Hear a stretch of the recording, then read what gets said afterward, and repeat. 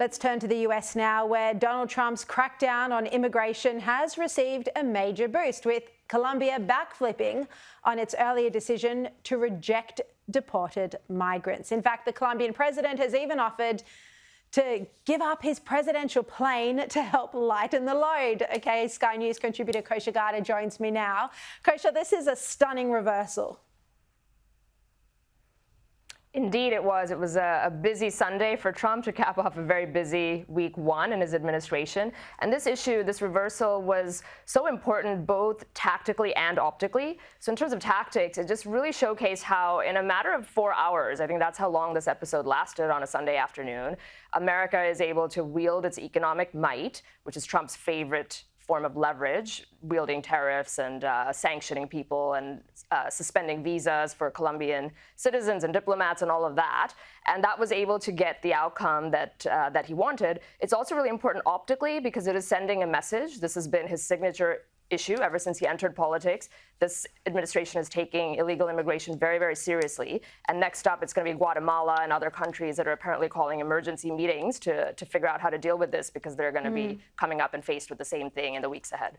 Kosha, Trump has told reporters that he suggested to the King of Jordan that he should take more Palestinian refugees. Have a look.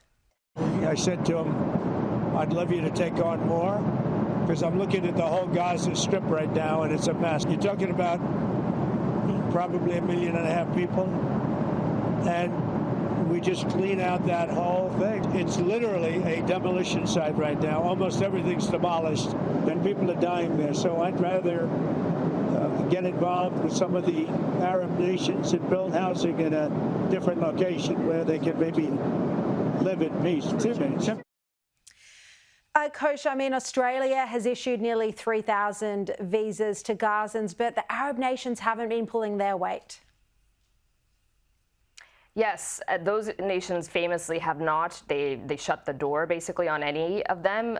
Egypt certainly said that. Now, this issue is complicated, obviously. There's different types of leverage and complexity involved. Trump's statement there approached it as a developer, which is his roots and his core competency. And I think it's also politically savvy because it steps aside or steps around the issue that Jordan and Egypt are citing, which is this is a slippery slope to ending the two-state solution that they staunchly support. And so he's coming at it from just a developer and humanitarian lens.